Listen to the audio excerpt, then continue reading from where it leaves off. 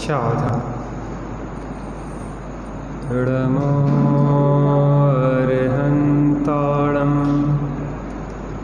नमो सिद्धाणं नमो आयरियाणं नमो अछायाणं नमो लोये सवसाहुणं जीवमजीवं दवं जिणवरवसहेण जेणणे दिठं देविन्दविन्दवन्दं वन्दे तं सर्वदा शिरसा।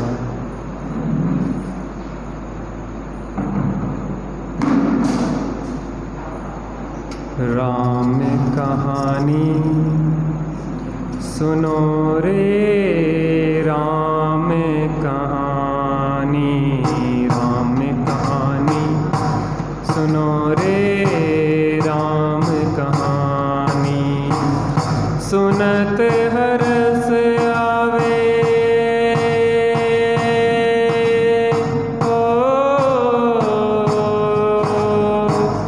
सुनत हरस आवे बीरा की वाणी। राम कहानी सुनो रे राम कहानी, राम कहानी सुनो रे राम कहानी। श्री राम जय राम जय जय राम, श्री राम जय राम जय जय राम, श्री राम जय राम जय जय राम, श्री राम जय राम जय जय राम।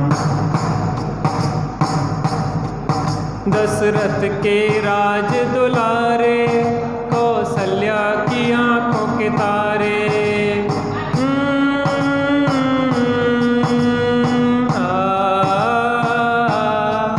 दशरथ के राज दुलारे कौशल्या की आंखों के तारे। वे सूर्य वंश के सूरज वे रघुकुल के उजियारे। रवि सेन गुरुवर बोले हो, रवि सेन गुरुवर बोले अमृतमयी वाणी। राम कहानी सुनो रे राम कहानी, राम कहानी सुनो रे राम कहानी। श्री राम जय राम जय जय राम, श्री राम जय राम, श्री राम जय राम।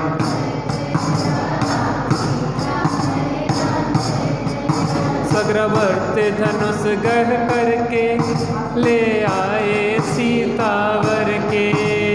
ओ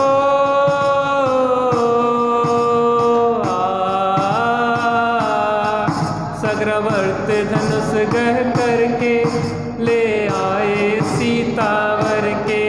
घर त्याग हुए वनवासी पितु की आज्ञा सिर धर के। लखन सियाले संग हो, लखन सियाले संग छोड़ी राजधानी। राम कहानी सुनो रे राम कहानी, राम कहानी सुनो रे राम कहानी। श्री राम जय राम,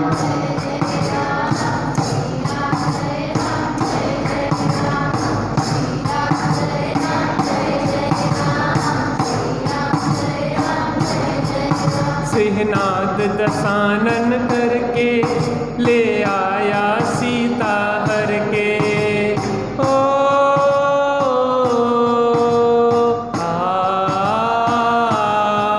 सिंहनाद दशानन करके ले आया सीता हर के। रघुवर फिरे बन बन में सीता की रटन लखन को रटते, समता धरी सीता ने हो,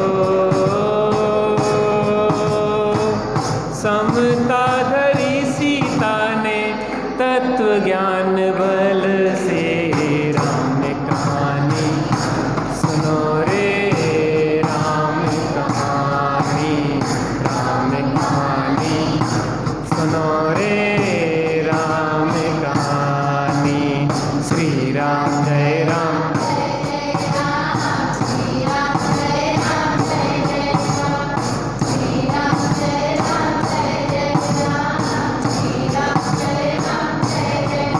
श्री राम ने हनु पठायो, हनु राम दूत बन आयो। ओ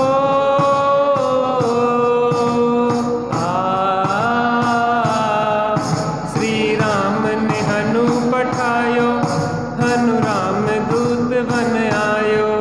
सीता माँ की सेवा में रघुवर को संदेशो लायो, और संग लायो, और संग लायो प्रभु मुद्रिका निशानी। राम कहानी सुनो रे, राम कहानी, राम कहानी सुनो रे, राम कहानी। श्री राम जय राम, जय जय राम।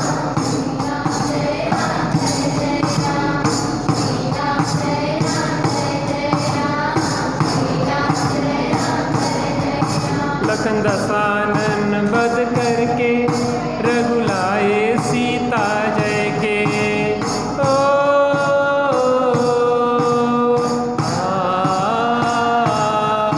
लखन दसानन बध करके, रघुलाए सीता जय के। और भेंट में दे दी लंका, विभीषण ज्ञानी को जय के। लखन सियाले संग हो, लखन सियाले संग आए राजधानी। राम कहानी सुनो रे, राम कहानी, राम कहानी। सुनत हरस आवे,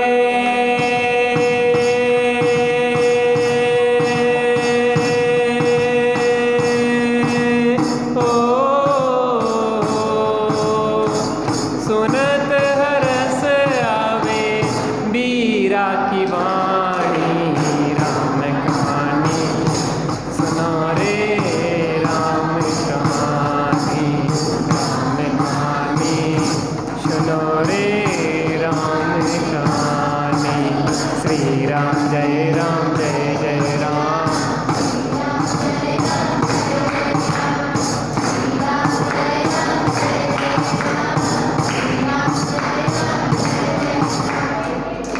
बोलो वीतरागी श्री रामचंद्र की।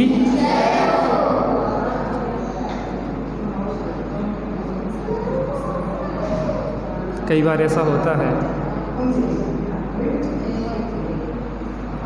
कि वर्तमान में जीव निर्दोष दिखाई देता है, वर्तमान में जीव निर्दोष दिखाई देता है, और उसको लगता भी है कि हमारी क्या गलती है इसमें। लेकिन एक बात का विचार करना चाहिए कि जीव आज का तो है नहीं, जीव अनादि काल से है, और अनादि काल से गलतियां भी कर रहा है। क्या कर रहा है? जो व्यक्ति गलती करता है उसको दंड भी मिलता है।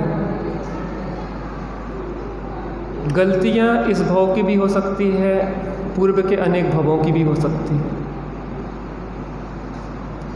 इस भाव की गलती तो हमें दिखाई दे जाती है कि हमने ऐसी गलती की थी तो इसका फल यह मिल गया, लेकिन पूर्व भाव की गलती हमें दिखाई नहीं देती। उससे क्या होता है, हमें ऐसा लगने लगता है कि हम तो निर्दोष हैं और हमें व्यर्थ में ही दंड दिया जा रहा है। देखो, जिनके साथ ये होता उन्हें तो लगता है अज्ञान अवस्था अगर है तो हमें भी ऐसा लगता कि देखो गर्भवती सीता को बिना फालतू में जंगल भेज दिया, कोई गलती थी क्या सीता की? ठीक नहीं थी, बिना गलती के कैसे भेज देंगे? इस भाव की नहीं हो तो पूर्व भाव की होगी। अब एक चीज़ का विचार करो गंभीरता से, हमें जो भी मिला है वो हमारी कमाई है कि दूसरे की कमाई है? हमने जिस परिवार में जन्म लिया है वो हमारी कमाई है कि दूसरे की? हमें जैसा शरीर मिला है, सुंदर, कुरूप, रोगी, निरोगी, अनुकूलताएं, प्रतिकूलताएं, वो किसकी कमाई है?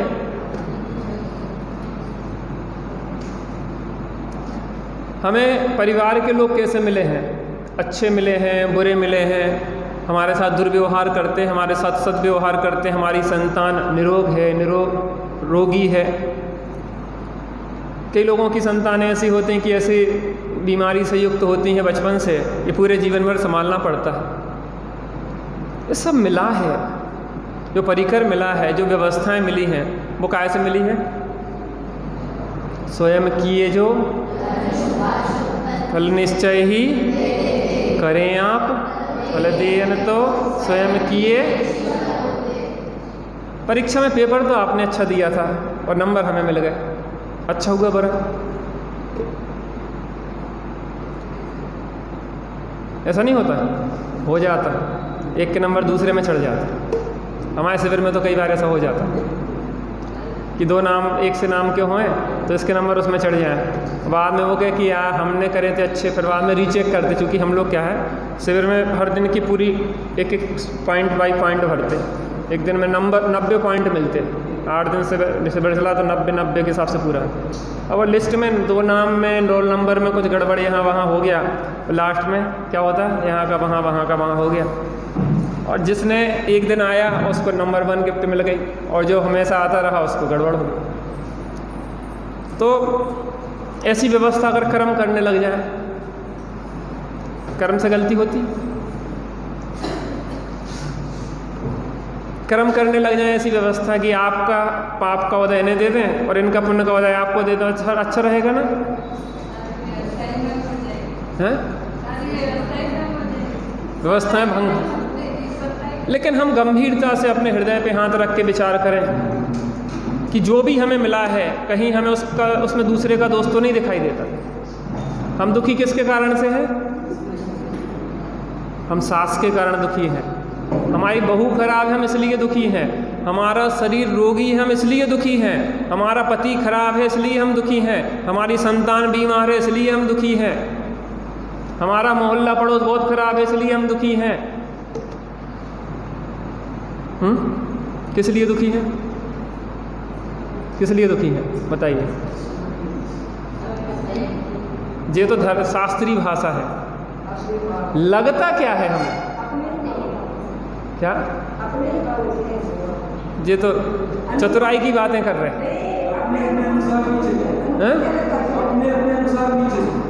हाँ, हमने इनके लिए कर कर के मर गए इस लड़के के लिए, लेकिन एक बात नहीं मानता है। भगवान बताओ, हम ही ने करे थे ये कर्म? यानी भगवान को हम ऐसे उलाहना देते हैं कि करे तो दूसरे ने थे और दूसरे का फल हमें मिल रहा है, ऐसा उलाहना नहीं देते। भगवान हमने करे थे जी। एक देखो, मात्र हम कथा सुना दें और बहुत बढ़िया कथा रही और बढ़िया अच्छा से जय हो रामचंद्र जी की, जय हो सीता माता की, और हम वहीं के वहीं खड़े रहें, हमारा जीवन वहीं की वहीं बना रहे। हमारी जो समस्याएं हैं जीवन की, उन समस्याओं के समाधान अगर हम नहीं खोज पाए तो मुझे बताइए कि ऐसी कथा सुनने से या प्रवचन सुनने से लाभ क्या होगा? हमें याद आए कि माता सीता को जब जंगल भेजा गया तो माता सीता ने ये नहीं कहा कि रामचंद्र जी आपकी गलती है, के मैं सदगुरु निंदियो के सतियन दोष लगाए हो, या तो मैंने सदगुरुओं की निंदा की है या सतियों को दोष दिया है, इस कारण मुझे लांछित किया गया। गलती किसकी? सीता की गलती थी।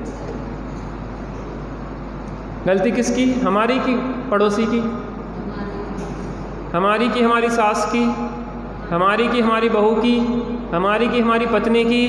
हमारी की हमारे पति की? हमारी की हमारे पुत्र की? हमारी की हमारे पिता की? किसकी गलती? लगता क्या है? चतुराई की बातें बनाने से काम नहीं चलेगा। हर क्षण समस्याएं हैं। पता, जिस क्षण जो दुख है परिणति में, वो उस क्षण के भेद विज्ञान के ना होने के कारण है। क्या कहा भाई साहब? अभी हमारी परिणति में क्षोभ हुआ एक क्षण के लिए, एक क्षण के लिए क्षोभ हुआ, जो उस क्षोभ का कारण क्या है पता? हमने भेद विज्ञान नहीं किया। जिस क्षण में भेद विज्ञान चलेगा उस क्षण में क्षोभ नहीं होगा, और जिस क्षण में क्षोभ होगा उस समय भेद विज्ञान से चूक गए होंगे। यहाँ से बाण घल रहे, वहाँ से बाण घल रहे हैं, और आपने अगर ढाल नहीं लगा पाई तो वो तो छाती में घुसेगा कि नहीं घुसेगा? ढाल से आपने रक्षा नहीं कर पाई कवच पे, तो वो तो आपकी छाती में घुसेगा। वो परिणति में दुख होता है जो भेद विज्ञान नहीं करती। हमें जिन वचन मिले हैं काय के लिए मिले? भेद विज्ञान करने के लिए। हर स्थिति में हम कैसे सुखी रहें यह जिनागम कला सिखाता है। वो इंद्र का प्रसंग याद करो अपन, इतनी प्यारी प्यारी कथाएं हैं इसमें। आप सोचो कि एक कथा नहीं है, इसमें कितनी सारी कथाएं अपन देखते जा रहे हैं। बहुत सारी सुनी है, बहुत सारी अनसुनी है, और कई तो ऐसी हैं कि जिन्हों हमने सुना तो है लेकिन ऊपर ऊपर सुना, उसकी पूरी लिंक नहीं थी। आज हमें पूरी लिंक मिल गई कि कहाँ से ये कथा शुरू हुई, इसका क्या हुआ, पूर्व भाव क्या था, इसके क्या कर्म बांधे थे, इसने कैसा किया। क्या कह रहे? वो इंद्र को जब रावण ने हरा दिया, बांध के लाया, उनके पिता सहस्त्रार ने रावण से छुड़ाया किसी प्रकार से हाथ जोड़ के उसके, और जब इंद्र आया वापस तो उसको सूनापन लगा कि अब हार गए, अब क्या फायदा ऐसे जीवन से। बैराग हुआ तो क्या विचार करता है कि रावण हमारा शत्रु नहीं है, उपकारी है। क्या विचार किया? उपकारी, हम तो मोह में फंसे रहते। इंद्रों जैसे वैभव को भोग के हमें लग रहा था कि हम साक्षात इंद्र बन गए। रावण ने हमें आके जगा दिया, हम तो सो रहे थे। ये महाउपकारी है, अब हम अपने कल्याण के मार्ग में लगेंगे। और इंद्र ने दीक्षा ली और घोरानुघोर तप किया और मोक्ष चला गया। क्या? मोक्ष चला गया, और रावण नरक जाएगा। जो भी परिस्थिति में आप और हम सम्यक विचार करेंगे, सही निर्णय लेंगे, तो कभी हम दुखी नहीं हो पाएंगे, जिनागम कहता है। यहाँ पे अपना प्रसंग चल रहा था कि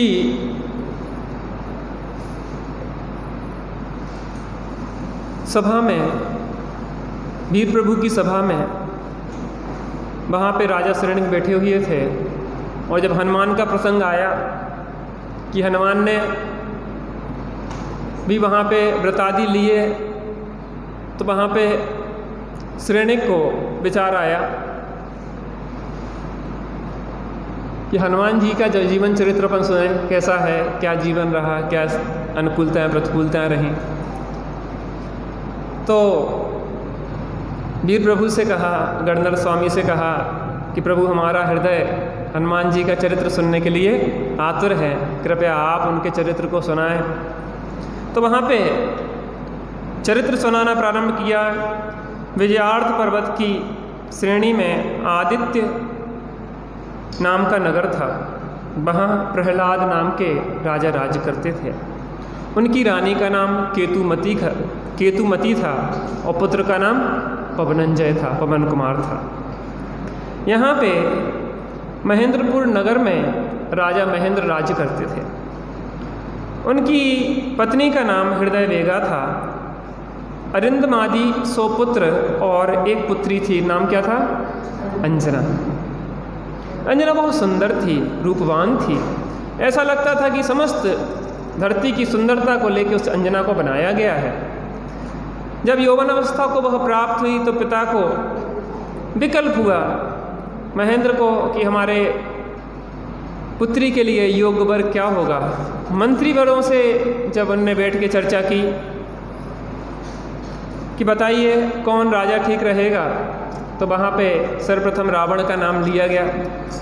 रावण बहुत श्रेष्ठ है, त्रिखंडाधिपति है, आपकी कन्या के लिए श्रेष्ठ रहेगा।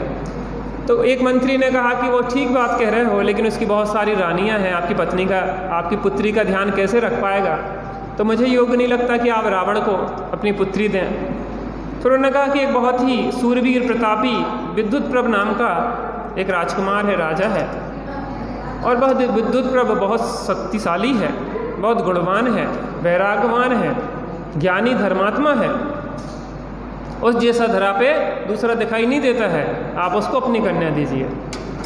सभी लोगों ने कहा ठीक है, बहुत बढ़िया है, लेकिन एक ने कहा कि सुनते हैं कि उसके बहुत वैराग्य चल रहा है और वो कब दीक्षा लेके चला जाए कोई भरोसा नहीं है।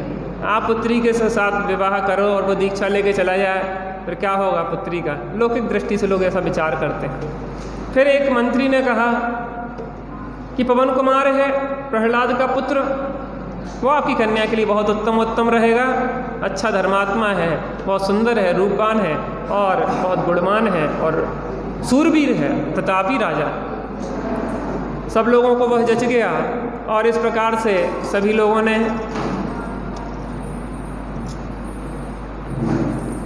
सुनो, स्वास्थ्य थोड़ा सा खराब हो गया आज उनका।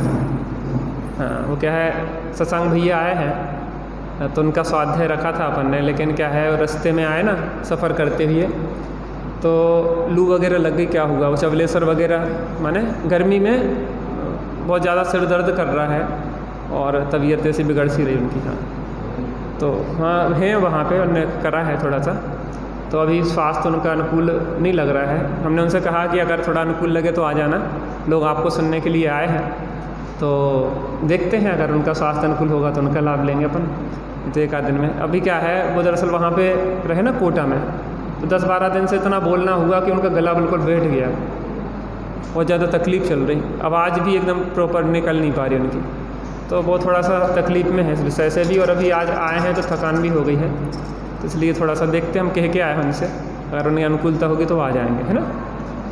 चलिए, जब तक अपन कथा तो सुनते ही।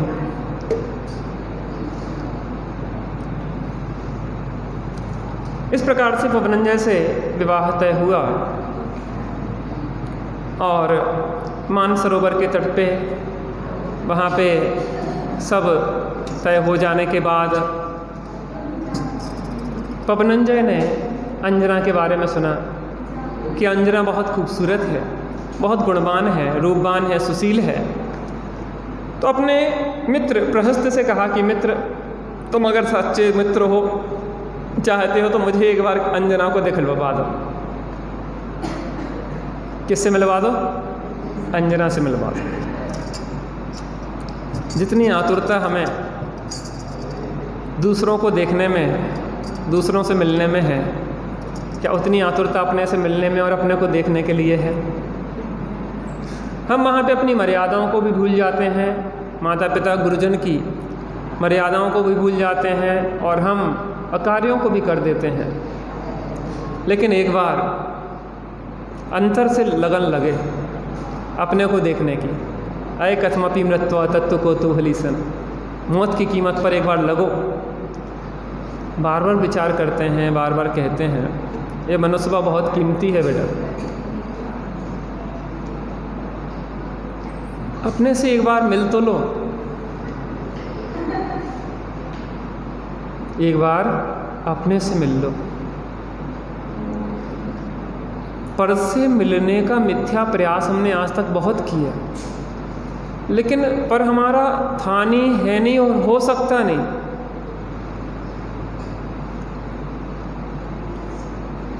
एक चीज का विचार करना, वशिष्ठ ने, गुरु वशिष्ठ ने कुंडली मिलाई थी, किसकी? राम और सीता की, और बहुत विचार की मिलाई थी, सब प्रकार से अनुकूलता सब देख के, सब कुछ बना के, सब विचार करके की थी। उसके बाद भी राम और सीता सुख से नहीं रह पाए पूरे जीवन भर। लौकिक दृष्टि की बात कर रहे हैं।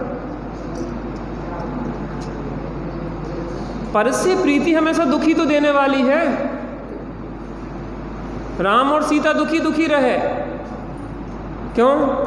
कि इनका मिलन कहाँ हो पाया, लौकिक दृष्टि से भी कहाँ मिल पाया। वशिष्ठ से पूछो कि आपने कैसी कुंडली मिलाई थी, लेकिन कर्मों के आगे चलती किसकी है। और हम ये कह रहे हैं दूसरे से मिलने की इतनी आतुरता है क्यों आखिर?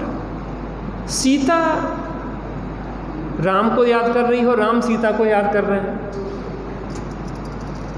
सीता राम में मगन, राम सीता में मगन, जासे लागी है लगन, वो ही में मगन। सीता राम में मगन, राम सीता में मगन, जासे लागी है लगन, वो ही में मगन। राम राम में मगन, सीता सीता में मगन, निज से लागी है लगन, वो ही में मगन। सीता सीता में मगन हो गई, अपने आत्मा में मगन हो गई, राम अपनी आत्मा में मगन हो गए, दो सुखी हो गए। जब एक दूसरे के तरफ दृष्टि थी तब तक दुखी थे, और अपनी ओर दृष्टि गई तो राजेश भैया एक बार जाके देख लो, अगर अनुकूल हो स्वास्थ्य तो। क्या कह रहे हैं, क्या दिक्कत है? एक बार देखो, आचार्य देव भी अमृतचंद स्वामी ने क्या शब्द दिया, कौतूहली। कौतूहल एक प्राइमरी स्टेज है। जैसे कहीं भीड़ लगी हो ना, भीड़ लगी है तो क्या करते अपन? कौतूहल व झांक के देखते, हो क्या रहा है, हो क्या रहा है। चाहे बंदर का नाच दिखाया जा रहा हो, चाहे वो कुछ भी चल रहा हो, कौतूहल से गर्दन घुसेड़ के देखना चाहेंगे कि हो क्या रहा है। कौतूहल सबसे प्राइमरी स्टेज है। तो आचार्य देव कह रहे कि देखो, तुम कौतूहल बस देखो आत्मा को एक बार। जी सोचो कि हमने सब तो देख लिया, पूरी दुनिया में सुख की खोज की हमने, 4 गति 84 लाख योनियों में, पंच परावर्तन रूप संसार में ना कोई क्षेत्र रहा ऐसा जिस पर ना हमने जन्म लिया। सब तो घूम के देख लिया भाई साहब अपन ने, ये कई जगह तो रह गई। आप और हम विचार करो, 4 गति 84 लाख योनियों के घर देख लिए, एक घर को छोड़ के। विचार करो, एक घर को छोड़ के बाकी सब घर देख लिए हमने। एक रामचंद्र शुक्ल की एक कविता है शायद, मैंने पढ़ी नहीं है लेकिन किसी से सुनी है। तो उन्होंने लिखा कि मैं भगवान की खोज में भटकता रहा। बहुत खोज की, और खोज करते करते एक दिन भगवान के द्वार पे पहुंच गया, और वहां लिखा था भगवान का घर। और मैंने सोचा चलो कुंडी खटखटाएं, तो मैंने सांकल उठाई और जैसे ही खटखटाने को था तो रुक गया।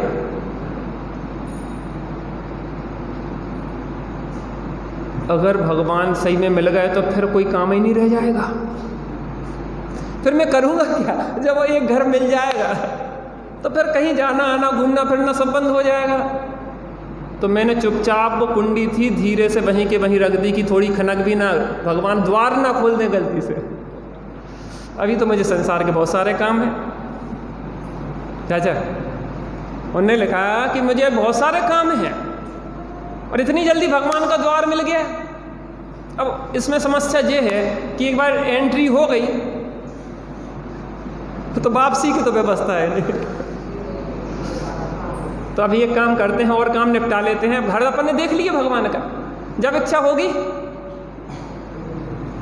देख लेंगे, लेकिन व्यक्ति ऐसे ही वापस आ जाता है और अंदर कुंडी खटखटा के अंदर जाता। अपनी कहानी तो नहीं है ना ऐसी?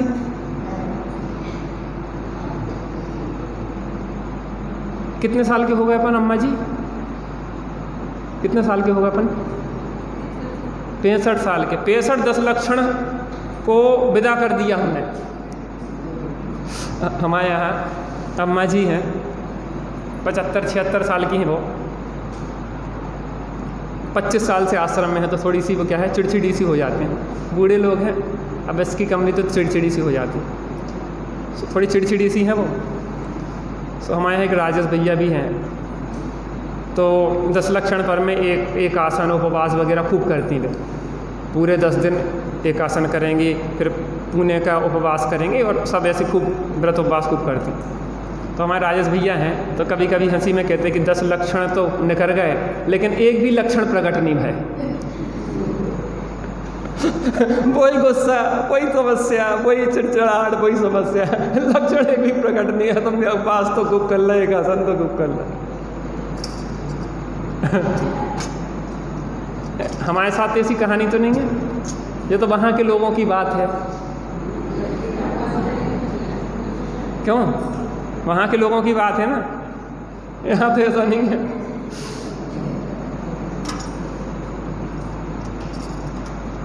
हाँ, बहुत आनंदमय जीवन है, हर क्षण प्रफुल्लता से जिया जा सकता है, पूर्ण आनंदमय। एक बार कौतूहली तो बनो तत्व के, देखे तो सही आखिर कितने आचार्यों ने ऐसे गीत गाए हैं आत्मा के, पूरे ग्रंथ आत्मा के गीत से बड़े बड़े पड़े हैं। इसमें सदा रतिवंत हो, इसमें सदा संतुष्ट रहे, इसमें ही हो तू तृप्त उत्तम शोक हो, जिससे तुझे चारों आचार देव हम एक को खलु शुद्धो दंसणाण मयो सदा रूपीण अभी अथ मज किंच भी अन्नम परमाणु मित्रम भी। सब जगह गीत, एक ही गीत गाए जा रहे हैं। ये क्या हो गया इन आचार्यों को, इन ज्ञानियों को क्या हो गया? एक की ही धुन लगाए हैं शुद्ध आत्मा की। हमें नहीं लगता थोड़ा सा कि आचार्य देव कह रहे हैं तो कुछ बात की गंभीरता तो है? एक बार कौतूहल बस देखें तो सही। जिसकी चर्चा इतनी सुंदर, वो कितना सुंदर होगा जब एक रतन अनमोल रत्ना कर फिर कैसा होगा। जिसकी चर्चा ही है सुंदर। कितने लोग तैयार हैं देखने के लिए?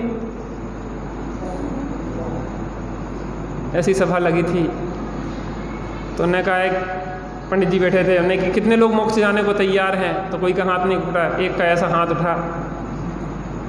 कहने क्यों हाथ उठा रहा है? क्या नहीं नहीं, वो मुझे खुजली हो रही थी थोड़ी सी, हाथ नहीं उठा रहा था। अभी आप उपाय बता दो, जब मैं फुर्सत हो जाऊंगा सबसे तो फिर विचार करूंगा कि जाना कि नहीं जाना मोक्ष। ऐसे काम नहीं होता, मौत की कीमत पे हमें काम करना पड़ेगा। पवनंजय अंजना के लिए मरे जा रहे हैं, जल्दी देखूं जल्दी देखूं जल्दी देखूं, और हाथ जुड़े प्रहस्त के कि एक बार मिला दो, तुम बस मिला दो, तेरा उपकार जिंदगी भर नहीं भूलूंगा। नहीं कहते ज्ञानियों से कि एक बार मिला दो। हैं? किससे मिला दो? शुद्धात्मा का श्रद्धान होगा निज आत्मा, तब भगवान होगा। निज पर में होगा शुद्धात्मा का।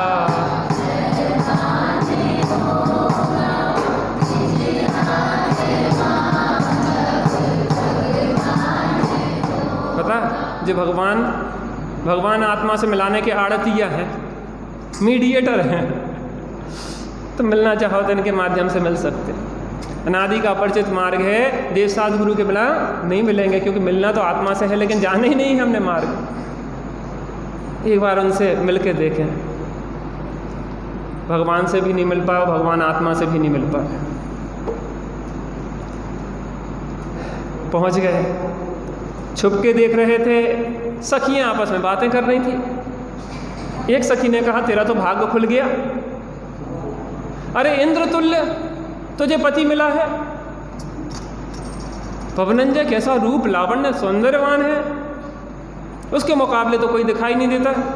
दूसरी सखी हंसी मिस्र कैसी, क्या कह रही हो बहन, वो विद्युत प्रभ, कहाँ राजा भोज और कहाँ गंगू तेली, कहाँ तुलना कर रही हो। वो विद्युत प्रभ कैसा महान शक्तिशाली सुंदर रूपवान, और कहाँ जो पवनंजय है,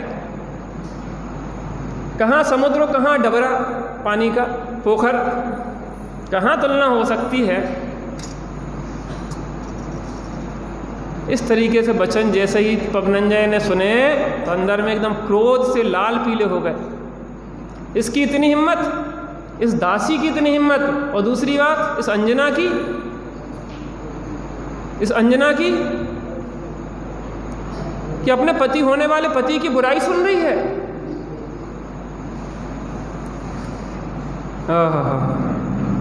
देखते हैं क्या होता है। छंद क्रमांक 138। हाँ ठीक है। विद्युत प्रभ से उन्होंने कहा कि अगर विवाह होता तो थोड़े काल का भी संयोग बहुत आनंदमय होता, लेकिन ऐसे दीर्घ समय तक का संयोग बना रहे ऐसे व्यक्ति से जो कि वास्तव में कोई विशिष्ट गुण नहीं धारण करता। तो वहाँ क्या कह रही है 138, अल्प काल का भी उस नृप, अल्प काल भी उस नृप सुत का था सुखमय सुंदर संयोग, नहीं योग्य है क्षुद्र मनुज का दीर्घ काल तक का भी योग। सुन अपमान जनक बचनों को कुपित हुआ वह वायु कुमार, अरे मित्र इस ग्रह में आने में की है मैंने भारी भूल। सुनती रही दुष्ट यह बात,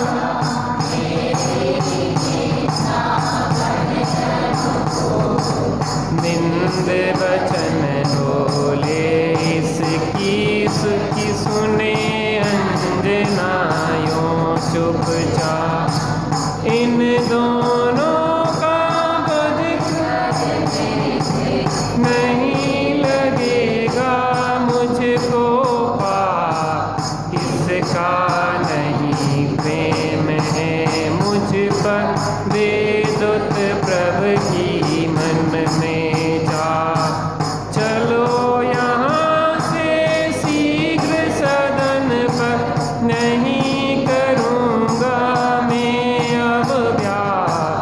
देख मित्र को रोसा तुर्यों बोला मुख से सखा कह, अन्य भवन क्रोधित होना नहीं मित्र वर तुम्हें प्रसन्न। अबलाओं का वध करने से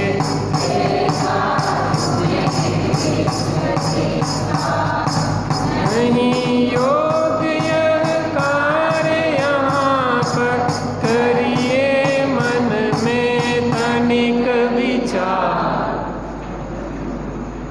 अत्यंत कुपित हो गया दासी की बात को सुन के। उसने कहा दासी की गलती नहीं है, ये अंजना मेरी पत्नी बनने वाली है और विद्युत प्रभ की प्रशंसा सुन रही है और कुछ बोला भी नहीं। देखो कभी भी देवसात गुरु के विरुद्ध कोई वचन कहे जा रहे हों और हम बैठ के सुन रहे हों तो वो हमारी अनुमोदना है।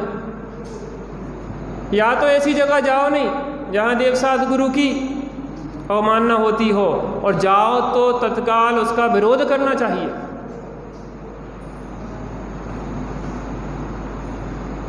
देवसात गुरु की कभी भी अवमानना सुनना नहीं चाहिए। वह पत्नी शीलवान नहीं है जो अपनी पति की बुराई सुनती रहे। तुम्हारा पति तो काला कलूटा है, तुम्हारा पति तो ऐसा है, तुम्हारा पति तो वैसा है वैसा है। वो प्रसंग याद करो।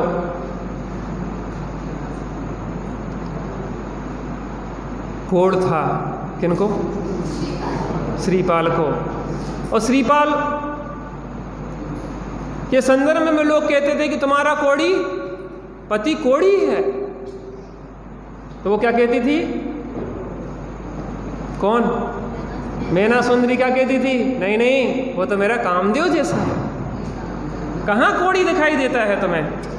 अरे तुम्हें शरीर को देख रहे हो, मुझे तो अंदर की आत्मा दिखाई देती है। ज्ञानी सम्यक दृष्टि तद्भव मोक्ष गामी चरम शरीरी ऐसा पति मिला है मुझे। किंचित मन में भी ग्लानि नहीं होती थी कि मेरे पिताजी ने कहाँ पटक दो। आजकल की बहुएं शिकायत करती हैं कि भैया इससे अच्छे तो कुआं में डाल देते, कुआं नहीं मिला तो कहा पिताजी कुआं में डाल देते, इसे अच्छे तो देते। कौन से कैसे कहाँ हम किस्मत गई? तुम्हारी किस्मत कहाँ गई? तुम जो किस्मत लेके आई थी वहीं गई कि दूसरी जगह गई? और बात इतनी सी है, हमारी मानसिकता से सुख दुख होता है। पता है, अभी आपको बैठे बैठे आप अभी प्रसन्न है ना, मैं 2 शब्द बोलूँगा और अभी आपके वो 2 शब्द आपके अंदर परिणति में ऐसा खेद उत्पन्न कर देंगे कि अभी हर्ष से विषाद युक्त हो जाएंगे। आपके शरीर को कुछ नहीं पहुंचाएंगे क्षति हम उन 2 शब्दों से मात्र, और आपको ऐसा लगेगा कि अभी ज़मीन में गड़ जाए हम। क्या हुआ? एक मानसिकता ही तो परिवर्तित हुई, एक मानसिकता ही तो बदली। जो लोग अभी बाद में आए हैं, आज शशांक भैया का स्वाध्याय था लेकिन उनका स्वास्थ्य थोड़ा अनुकूल नहीं है, इसलिए उनका लाभ अभी नहीं मिल पा रहा। आगे अपन को उनका लाभ मिलेगा, अब रुके हैं अभी। एक मानसिकता ही तो बदली। सोच का कितना फर्क पड़ता है, आप सोचो। अच्छा एक चीज़ बताएं, आप बिल्कुल बीमार, आप स्ट्रेचर पे गए, स्ट्रेचर पे लेके गए हम आपको अस्पताल में। मैं आपको एक वीडियो दिखाऊंगा, बड़ा गजब का सोच के ऊपर कैसे आदमी को प्रभाव पड़ता है। आप उसको देखोगे तो आपको अपने जीवन में उसकी हर चीज़ दिखेगी। एक व्यक्ति अपनी पत्नी से बहुत परेशान था, बच्चे, पत्नी, व्यापार धंधा अच्छा नहीं चलता था उसका, और वो व्यक्ति खेद युक्त रहता था। जहाँ देखो उसको शिकायतें दिखती थी, ये खराब है, रोड खराब है, गड्ढे हैं, पानी है, गर्मी है, ये हो, शिकायत की लिस्ट लगी रहती थी उसको। एक बार कुछ खांसी वगैरह कुछ हुई तो डॉक्टर को दिखाने गया, तो वहाँ पे जाके रिपोर्ट आई तो डॉक्टर ने जो थी उसकी ओर देखे और रिपोर्ट की ओर देखे तो क्या बात है, मुझे कोई बड़ी समस्या नहीं है, वो तो मैं तो ऐसे ही आया था जगह। बार बार देखे, आपके साथ कोई है क्या? मेरे साथ तो कोई नहीं है। कोई साथ में लेके आओ। नहीं आप बताओ क्या बात है? कह रहे आपको 4th स्टेज का कैंसर है और आप कुछ दिन के मेहमान हैं, मात्र 4थी स्टेज पे हैं आप, और आप कुछ दिन के मेहमान हैं, अब ज़्यादा दिन आपके पास नहीं है। वो व्यक्ति अच्छा खासा बढ़िया आया था और बढ़िया प्रसन्न, माने वहाँ अच्छा बैठा था, और उसकी सोच बदली, उसको चक्कर आना शुरू हो गया। उसको कुछ नहीं देखा, वहीं गिर के बेहोश हो गया वो। अब मैं ये पूछ रहा हूँ, किसने बेहोश किया? कैंसर ने? किसने बेहोश किया? किसने बेहोश किया? उसकी मानसिकता ने। अब वहाँ के सब लोगों ने किंचे मारे पानी के, सर सॉरी, गलती हो गई, बहुत बड़ी गलती हो गई, क्षमा करना। वो गलती से दूसरे की रिपोर्ट आपके में लग गई। अच्छा, वो खड़ा हो गया बढ़िया, अच्छा मुझे नहीं है, कैंसर नहीं है। अरे भैया ऐसा प्रफुल्लित हुआ, उसने पत्नी को फ़ोन किया, मैं आज आ रहा हूँ, अपन घूमने चलेंगे। क्यों, शराब पी ली क्या तूने? जिंदगी भर एक भी बार तो घूमने नहीं ले गया, आज क्या हो गया तेरे को, शराब पी ली क्या? नहीं मैं नशे में नहीं हूँ, आज मैं बड़ा प्रसन्न हूँ, मैं आ रहा हूँ। और दौड़ता घर की ओर दौड़ने लगा, मोटरसाइकिल छोड़ के। मैं ये कह रहा, ये ऊर्जा किसके पास से आई, कहाँ से आई? और वो जो ताकत चली गई थी वो कहाँ से चली गई थी? एक मानसिकता, एक सोच हमारे जीवन को बदल देती है। सकारात्मक सोच हमारे जीवन को ऊर्जा से भरती है, और नकारात्मक सोच हमारे जीवन की ऊर्जा को छीन लेती है। एक प्रयोग किया गया, एक व्यक्ति दूर बैठा था, एक नकली सांप यहाँ इलेक्ट्रिक वाला बनाया गया, उसके मुंह पे एक पिन लगाई गई, नॉर्मल पिन, सुई, और वहाँ जाके वो धीरे धीरे पीछे से गया और पीछे जाके उसने पैर में ऐसी पिन लगाई और वो वापस उसने अपना वापस बुला लिया। और लोगों ने सांप सांप सांप सांप सांप ने काट दिया आपको, सांप को, वो तत्काल बेहोश हो गया, बेहोश हो गया और वो मर गया। और बाद में देखा गया तो असली सांप का जहर मिला उसके शरीर में। अब मुझे बताओ कि वो असली सांप का जहर किसने बनाया? किसने बनाया? उसकी मानसिकता ने। वो तो पिन थी, सुई थी, सामान सुई चुभ जाए तो कोई मरता है क्या? एक और घटना, एक व्यक्ति एक सराय में रुका और उस सराय में रुका वो, वहाँ पे उसने भोजन पानी किया, सुबह अर्ली मॉर्निंग उसको घर आना था तो वहाँ से निकल के आया, घर आया। 1 साल बाद फिर उसी सराय में गया। सराय के मालिक ने कहा आप जिंदा हैं? आप जिंदा हैं, मरे नहीं? कह लो क्या बात हो गई, क्या?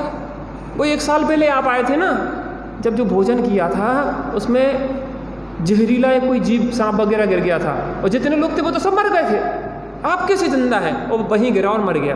अब मैं ये कह रहा कि 1 साल बाद वो सांप का जहर उसको चढ़ा कि नहीं चढ़ा? फिर मरा कैसे? आप ये बताओ। एक मानसिकता, पवनंजय ने नकारात्मक सोच वहां बनाई, नेगेटिव नेगेटिव नेगेटिव सोचा। अरे लड़की है, मर्यादाएं रखती हैं, अब बड़बोल थोड़ी ना बन जाए, कहीं भी कुछ भी बोलने लग जाए, ठीक है, मौन रह गई। अब तुम नकारात्मक सोचने लगो कि विद्युत प्रभ बस रहा है इसके हृदय में। तो आजकल अधिकतर हृदय परिवार इसीलिए टूट रहे हैं। हमारी पत्नी तो हमें चाहती नहीं है, हमारा पति तो हमें चाहता नहीं है, हमारा तो फला ऐसा है, सोच उल्टी उल्टी विपरीत। क्यों ऐसी समस्याएं आई पवनंजय? अरे 2 मिनट जाके पूछ तो लेते हैं प्रेम से कि ये बुराई कर रही तुम्हारी सखी, तुम सुन रही, जाके ही पूछ लेते तो मैं ज़्यादा टेंशन हो रही थी।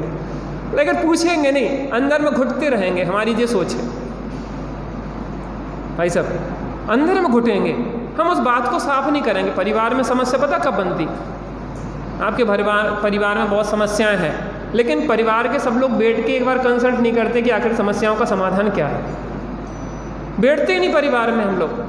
और अगर हम बैठने लग जाएं, कुछ आवाज़ आ रही है यहाँ पे काय की, जैसे किसी का मोबाइल चल रहा हो, घंटी बज रही, तो वो जो है अगर बैठने लग जाए तो वजह से शाम तक अगर एक मीटिंग हो जाए घर में और जिसकी जो भी समस्या है वो भड़ास निकाल दे तो हल्का हो जाएगा कि नहीं हो जाएगा?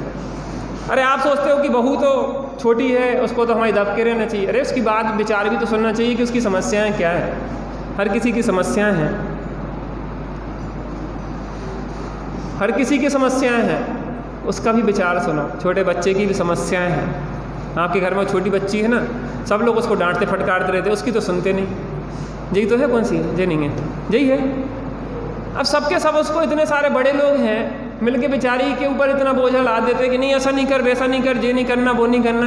अब बच्चों को बचपन ही चला जाता बेचारा। थोड़ा बच्चे हैं तो बच्चों को बचपना भी रहना चाहिए। ऐसा नहीं कि शरारती ज़्यादा हो जाए, लेकिन थोड़ा नॉर्मल भी रहो, ज़्यादा नहीं। उसको दूसरे की बात भी सुनो। पवनंजय और रंजना का क्लियर नहीं हुआ, वहाँ पे अंदर अंदर कुंठित होगा और तलवार निकाली, मैं इन दोनों को मार डालूंगा। कि मूर्ख चंद, पहले तो तूने गलती तूने करी कि तू बिना बात के बिना पूछे ताछे आ गया। ऐसे छुप के स्त्रियों की बात सुनी जाती है कि स्त्रियाँ तो पता नहीं क्या क्या बातें करती रहती है। तू आ गया, पहली बात तो ये है। अब तू मारेगा तो 2 स्त्रियों के बद का तेरे को वो लगेगा तू कैसा वीर है। स्त्रियों को मारने चला था, बहुत बड़ा साहसी भैया, बहुत बड़ा वीर था, उसने स्त्रियों को मार दिया, तो प्रशंसा होगी कि निंदा होगी? और यहाँ पे शोरगुल नहीं करो, अपन घर पे चल के बात करेंगे ना।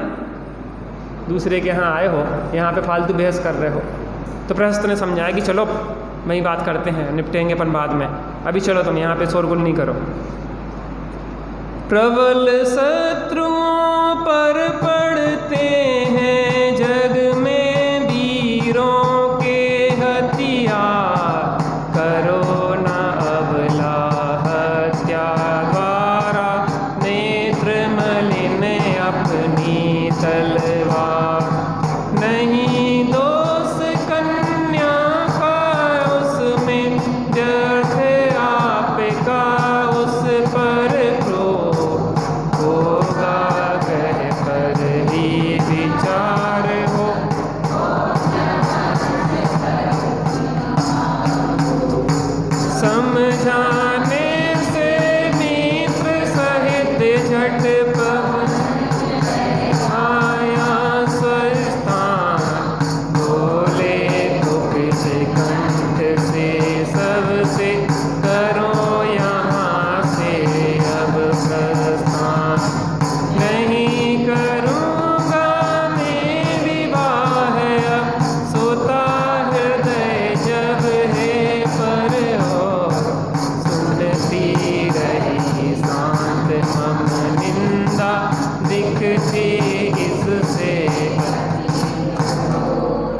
उसने समझाया मित्र ने, जैसे तैसे वो जैसे घसीट के नहीं ले आते लड़ने के लिए, कोई जा रहा हो तो ज़बरदस्ती खींच के मित्रगण ले आते, भैया रहने दो, शांति पकड़ो। जैसे तैसे प्रहस्त उसको खींच के लाया।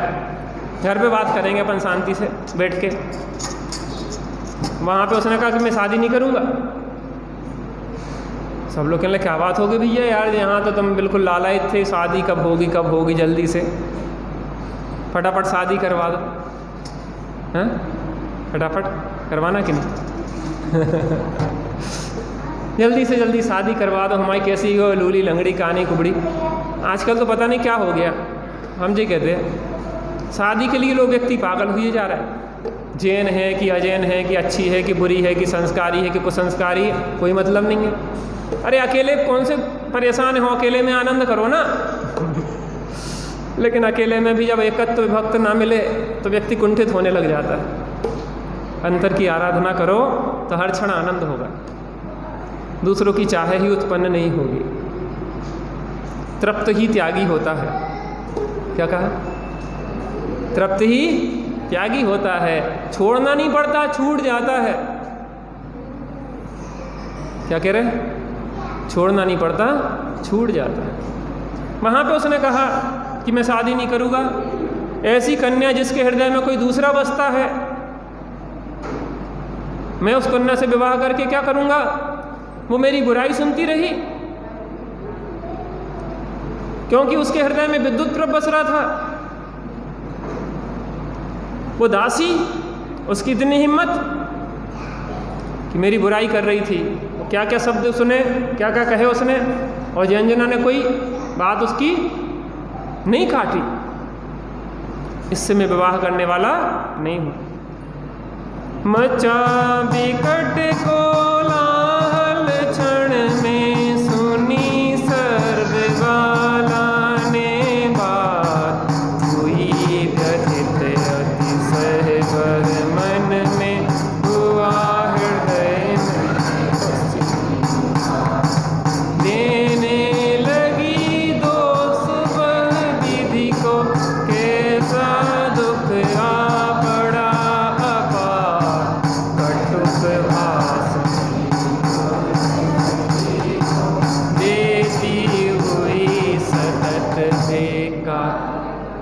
जैसे ही अंजना के पास यह खबर पहुंची कि रात्रि में पवनंजय आए थे और तुम्हारी सखी के बीच में जो संवाद चल रहा था उनने उसको छुप के सुन लिया है, और तुमने उसकी बात का निषेध नहीं किया, इस कारण से उसे लगा है कि विद्युत प्रभ इसके हृदय में बसता है और वो ने विवाह से इनकार कर दिया है। तो चारों ओर कोहराम मच गया। पूरे दोनों तरफ के लोग, जैसे ही यह बात पहुंची कि विवाह पवनंजय नहीं कर रहे हैं, तो चारों ओर सब लोग, सती भी बहुत दुखी हुई। धिक्कार है, ये क्या प्रसंग है, मैंने क्या क्या स्वप्न देखे थे। विवाह होगा पवनंजय से और भोगों को भोगेंगे, सुख से रहेंगे, आनंद के जीवन व्यतीत होगा। अच्छा, शादी के बाद व्यक्ति सुखी हो जाता ना, हाँ? सुखी हो जाता ना। राजुल के संग राग तजा है, मुक्ति बधू को ब्याहे, मुक्ति बधू को ब्याहे। अरे राजुल के साथ सात भाव रहे तो भी कोई सुख थोड़ी ना पाया होगा। राजुल माने राजुल के जीव के साथ सात भाव के संबंध थे ना। कितने थे भाव के थे? 7 कि 9? 9 ज़्यादा है 2। लेकिन उन 9 भाव में भी कौन सा सुख पाया होगा? हम तो ये पूछ रहे हो कि इस भाव में सुखी हो जाते। अरे जब 9 भाव में तृप्ति नहीं मिली तो 10वें भाव में तृप्ति कैसे मिल जाती? ये भी तो विचार करती राजुल। 9 भाव का तुमने संबंध छोड़ के चले गए प्रभु। यहाँ कौन सा हुआ था पंचकल्याण, कौन से भगवान थे?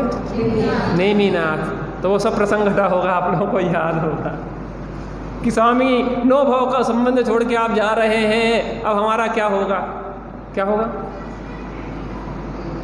अरे जिस पंथ नेमिनाथ चले हो उसी पंथ पे हम भी चलेंगे, अब क्या होगा? ठीक है, तुमने अंदर संकल्प पति मान लिया था, तो पति जिस पंथ पे चल रहे हैं पत्नी भी चलेगी। सच्चा संबंध तो यह है।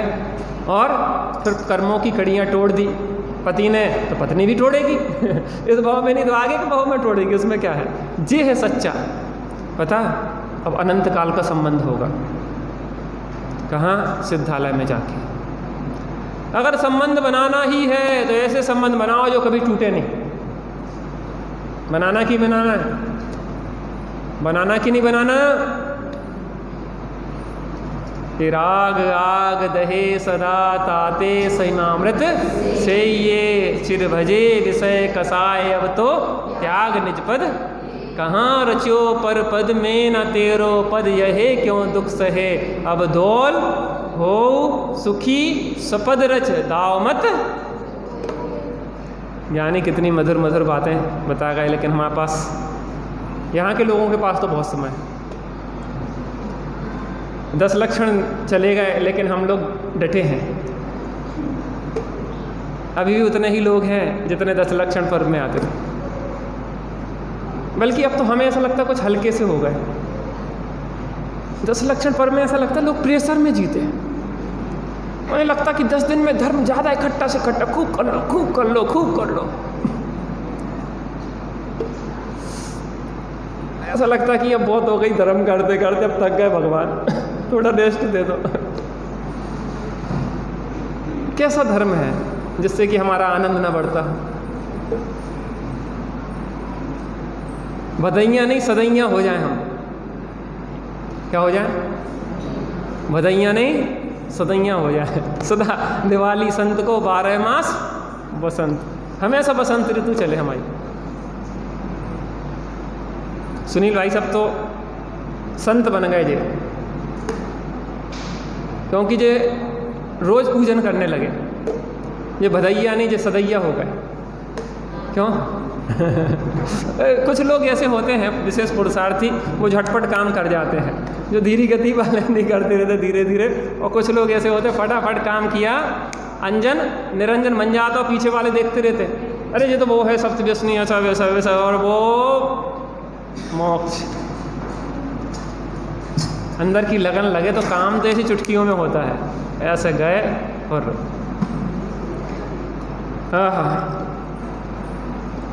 कोहराम मच गया। सब लोग आए, समझाया, नहीं नहीं मैं नहीं करूँगा। जिसके हृदय में दूसरा बसता है मैं उससे कैसे विवाह करूँगा? मैं नहीं करूँगा। सबने बहुत समझाया। अंजना ने उस सखी को भी धिक्कार किया, कैसी बाचाल है, तेरे ऐसे दुर्वचनों ने मेरा जीवन विषाक्त कर दिया। आज पूरी जगह किस तरीके से तिरस्कार हो रहा है मेरा, तेरे को क्या ज़रूरत थी ऐसी बात कर। लेकिन अंजना से भी तो कहने वाली बात है कि तूने ऐसा सुना क्यों? तत्काल निषेध करना चाहिए। कोई आपकी पति की तिरस्कार कर रहा है तो तत्काल निषेध करो। नहीं, हमारे लिए वह सर्वस्व है। सकल सूरत से क्या मतलब? पैसा कम कमाता है कि ज़्यादा कमाता है, जैसा भी है, मेरा पति मेरा भला है बुरा है जैसा भी है, और मेरा पति मेरा देवता। सर्वस्व वही है आपका, दूसरा काम नहीं करेगा। मैं एक कहानी पढ़ रहा था,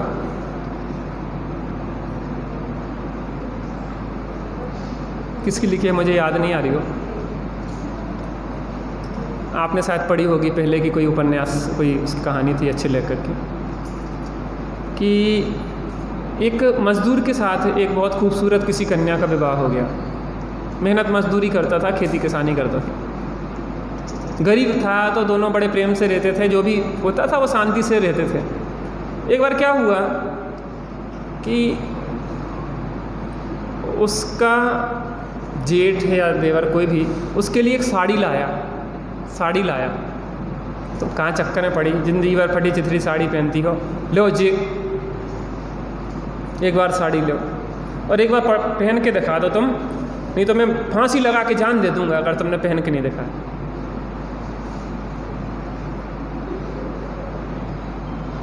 कैसे कैसे लोग होते हैं। उसने एक बार पहन के दिखा दिया, उसके बाद उसका जीवन विषाक्त हो गया। बाद में उस साड़ी को भले उसने जला दिया, लेकिन पति को जैसे ही पता पड़ा कि वो उसको साड़ी दे गया था, ऐसा हुआ था, पति के मन में शंकाएं चलना शुरू हो गई।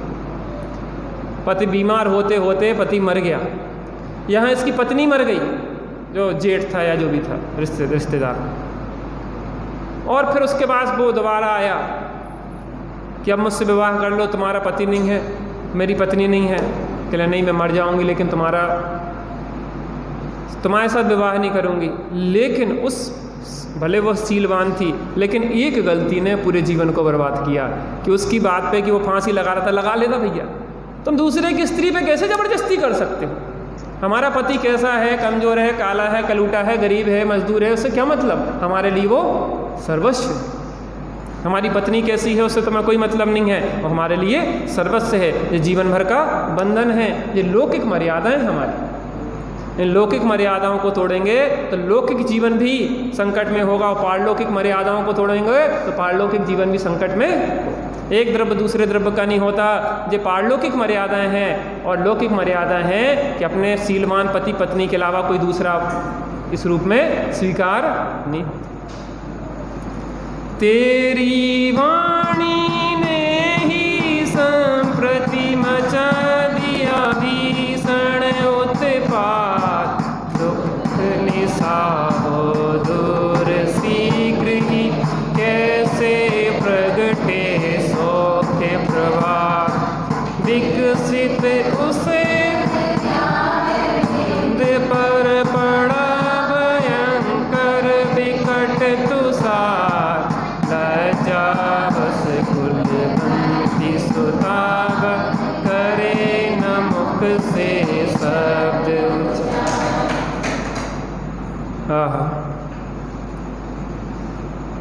अंजना विचार कर रही है कि इस रात का कभी प्रभात होगा कि नहीं होगा। कैसी घनघोर रात्रि मेरे जीवन में आ गई है। उस दासी के एक शब्द ने कैसा कोहरा मचाया है, और धिक्कार है मेरा कि मैं भी उसका निषेध नहीं कर पाई। और अंदर में विचार भी कर रही कि मैंने तो लज्जावश निषेध नहीं किया था, अब कौन बड़बोला बने, कह रही हैं तो कहती रहने तो भैया, अपन काय कौन से बहस करो। इस चक्कर में मैंने लज्जावश नहीं कहा, और मेरे पति होने वाले पति ने उसका गलत विचार कर लिया कि मेरे हृदय में कोई और दूसरा बसता था। नहीं, मैंने तो स्वप्न में भी पवनंजय के सिवा किसी को दूसरे को नहीं विचार किया था। ऐसा विचार कर रही है। अब क्या होगा आगे कथा में, आगे देखेंगे।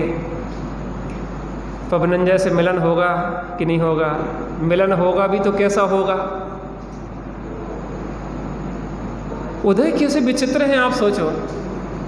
विवाह होने के बाद भी नहीं मिले, विवाह होने के बाद कष्ट दिया कि देखते नहीं थे, और जब मिलन भी हुआ तो भी कष्ट दे के गए। जो उदय की बड़ी विचित्रता है। सही बताएं, प्रथमान योग की कथाएं हमें विचारने पे मजबूर करती हैं। हमारे जीवन में क्या कष्ट हैं, तो तुमरे जिए कौन दुख है। महापुरुषों के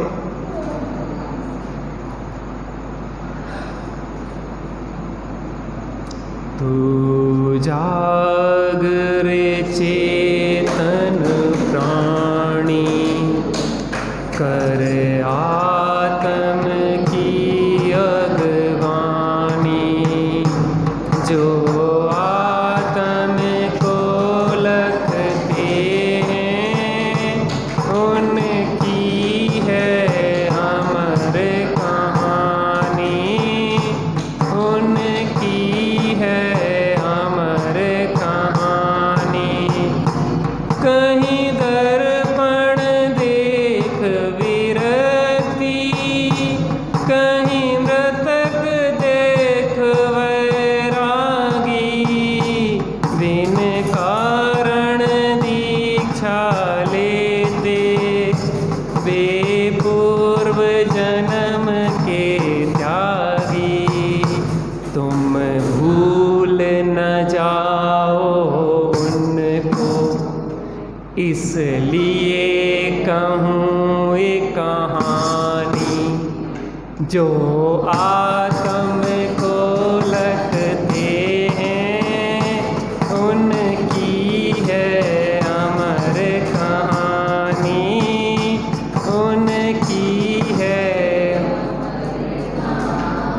ऐसी जीवन गाथा हमारी भी बन जाए।